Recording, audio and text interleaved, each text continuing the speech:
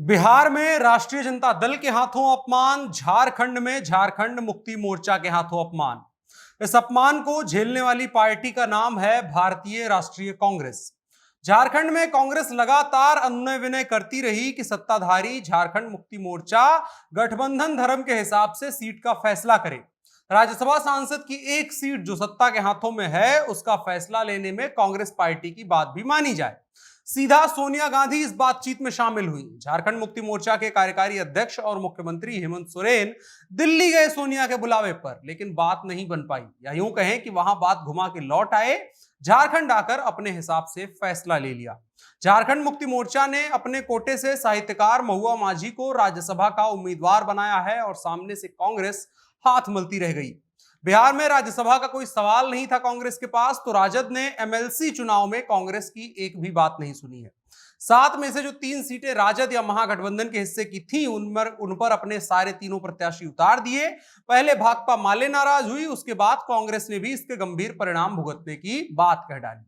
और राजद के मनमाने फैसलों पर कांग्रेस का ऐसा रुख नया कुछ नहीं है, उपचुनावों के दौरान भी ऐसा देखने को मिला है।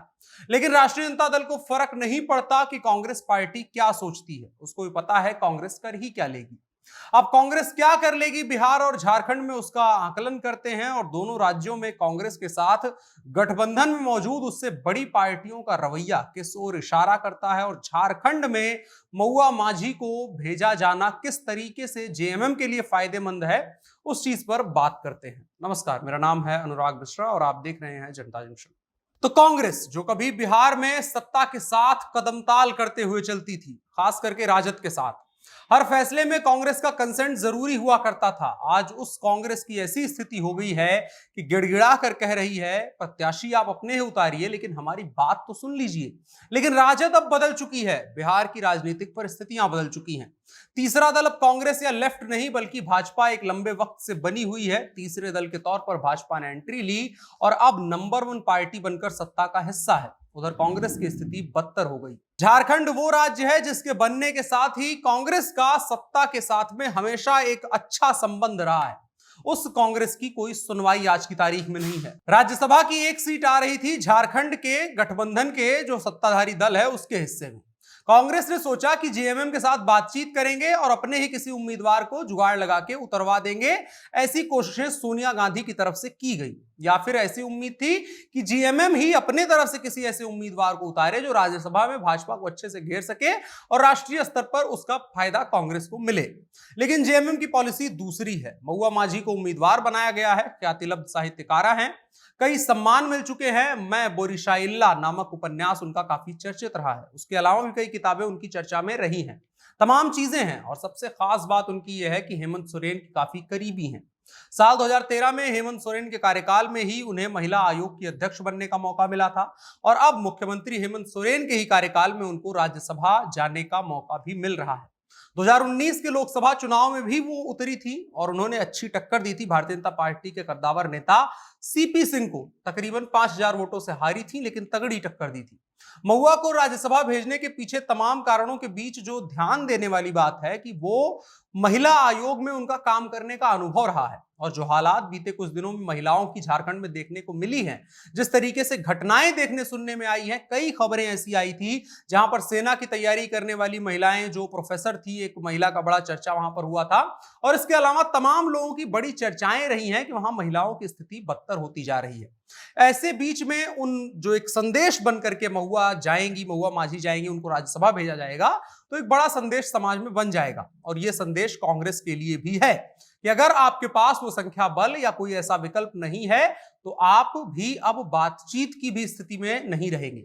और यही संदेश कांग्रेस के लिए है। अब कांग्रेस तड़फ रही है। बात यह भी है कि मुख्यमंत्री हेमंत सोरेन ने नई दिल्ली में कांग्रेस की अंतरिम अध्यक्षा सोनिया गांधी से मुलाकात की थी। इस मीटिंग का जो एजेंडा था वो राज्यसभा चुनाव के लिए उम्मीदवार का चयन करना बताया गया था। जिसके बाद हेमंत सोरेन ने कहा था कि उम्मीदवार का ऐलान आपसी बातचीत के बाद ही किया जाएगा, और उसके बाद कहा गया कि बातचीत के बाद ही महुआ को भेजा भी जा रहा है। अब हेमंत सोरेन का ऐलान हुआ। झामुमो यानी जेएमएम, झारखंड मुक्ति मोर्चा, और कांग्रेस के बीच जो एक तरीके से माना जा रहा था कि जो उनका जुड़ाव है अच्छा है, अब दरार की खबरें भी आने लगी हैं कि कांग्रेस झारखंड मुक्ति मोर्चा की सरकार से अपना समर्थन वापस खींच सकती है। और झारखंड मुक्ति मोर्चा का यह फैसला जाहिर तौर पर कांग्रेस के लिए बड़ा झटका माना जा रहा है। पार्टी की ओर से साफ ये किया गया था कि जो ये ऐलान हुआ है, मुख्यमंत्री और सोनिया गांधी के बीच में बातचीत हुई थी, लेकिन अब कांग्रेस की तरफ से कहा गया है कि जो कुछ बातचीत हुई थी उसके बिल्कुल उलट ये फैसला है। और यही होने की उम्मीद भी हम कर सकते हैं। जब आपके पास संख्या बल केवल सहयोग देने भर का है तो आपकी राय भी उतनी ही अहमियत रखेगी, उससे ज्यादा आप फैसले में ज्यादा 3-5 नहीं कर सकते हैं। लेकिन कांग्रेस पार्टी को एक तरीके से ये पच नहीं रही है बात, उनके दिमाग से ये बात उतर ही नहीं रही है कि वो सत्ता में नहीं है। मौके की बात है कि उनको सहयोगी बनना पड़ रहा है और खुद को बचाने का यही तरीका ही बचा है, अपनी रिलेवेंस को बचाने का, कि किसी के साथ हो लिया जाए और उस जो अभी सस्टेन कर रहा है उसके साथ खुद को भी कुछ दिनों के लिए डूबने से बचा लिया जाए।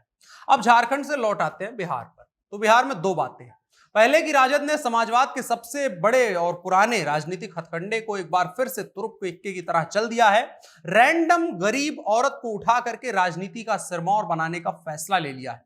दूसरी बात कि इस तमाम समाजवादी काम में कांग्रेस और घनघोर समाजवादी भाकपा माले को साथ नहीं लिया गया और सारा का सारा समाजवाद राजद ने अकेले ही कर लिया है। अब इससे दोनों को दिक्कत हो गई है।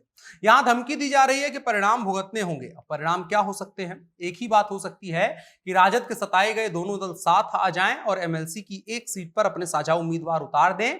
और खबरें ये भी आ रही हैं कि अब दोनों गठबंधन से अलग भी हो सकते हैं। गठबंधन जो है वो बहुत मजबूत नहीं है, बस मजबूरी का गठबंधन है। उसके अलावा कुछ उस गठबंधन में ऐसा नहीं है कि किसी भी मुद्दे पर तीनों पार्टियां एक राय एक साथ रखती हूं।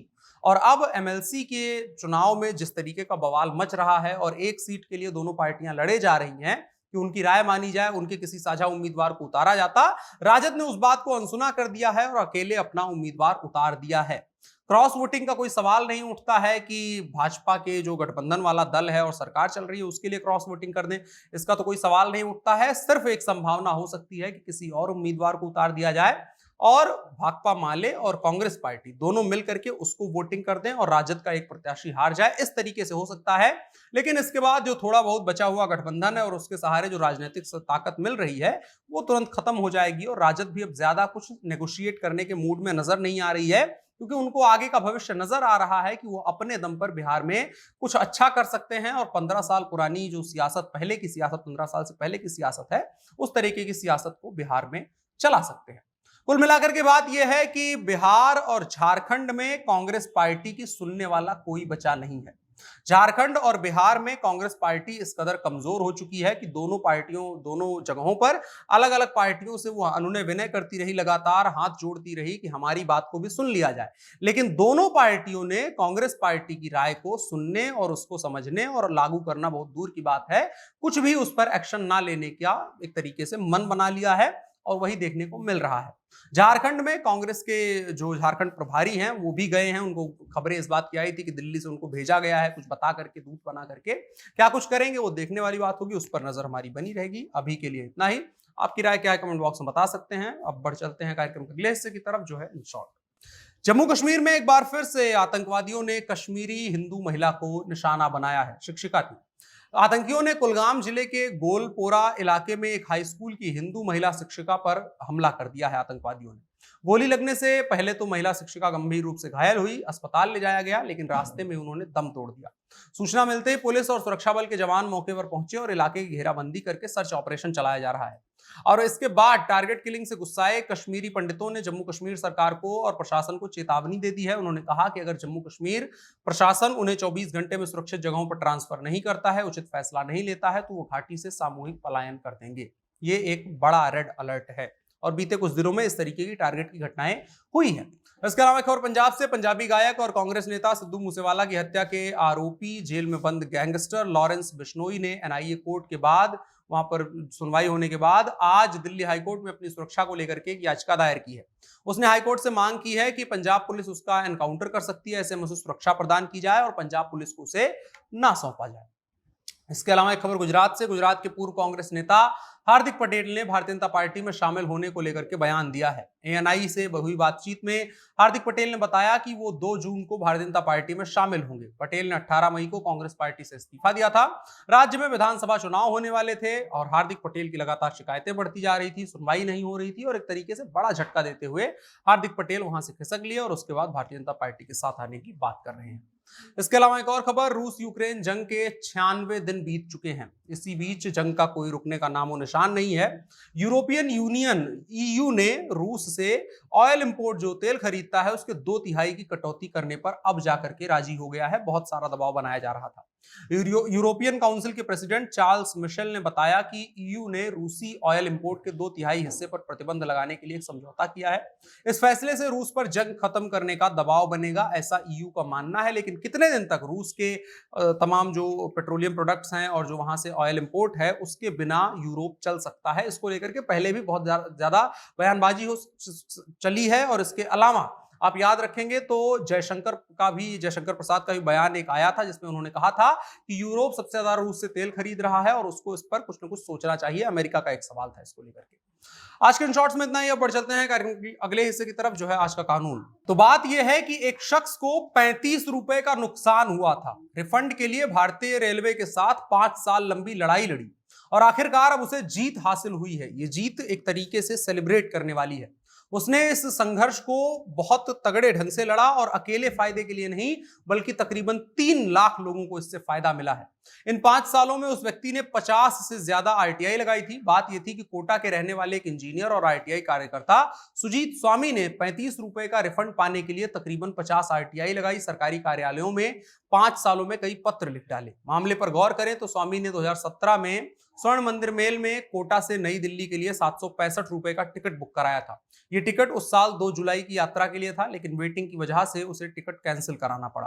कैंसिलेशन के बाद 665 रुपए वापस मिले। सुजीत के हिसाब से रेलवे को टैक्स सर्विस के रूप में 65 रुपए काटने थे, लेकिन रेलवे ने 100 रुपए काट लिए, यानी 35 रुपए ज्यादा। इसके बाद उसकी इन 35 रुपयों के लिए रेलवे के साथ जंग शुरू हो गई। 5 सालों तक यह जंग चली। अपने 35 रुपए वापस लेने के लिए स्वामी ने आरटीआई के जरिए रेलवे से जानकारी मांगी। लगातार आरटीआई लगाने के बाद उसे वो जवाब मिला जिसकी उसे जरूरत थी और इसके बाद उस व्यक्ति के अनुसार रेलवे ने 2.98 लाख टिकट बुक कराने वाले लोगों से कैंसिलेशन के दौरान प्रति यात्री 35 रुपए सेवा कर के रूप में ज्यादा ले लिए थे।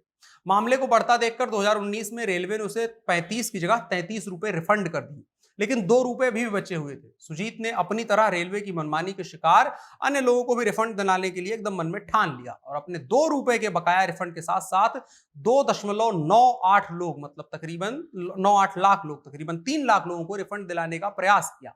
और आखिरकार अब सुजीत स्वामी का संघर्ष रंग लाया है। 5 साल के बाद रेलवे बोर्ड ने उसके 2 रुपए के साथ साथ 2.98 लाख ग्राहकों को 35 रुपए प्रति यात्री के हिसाब से 2.43 करोड़ रुपए लौटाने की मंजूरी दे दी है। ये एक तरीके से सीखने वाली बात है कि छोटी छोटी गलतियों को हम नजरअंदाज करते चले जाते हैं और उसके बाद उसका खामियाजा बड़ा भुगतना पड़ता है और एक तरीके का भ्रष्टाचार है। जिस व्यक्ति ने इसको किया वो समझदार था।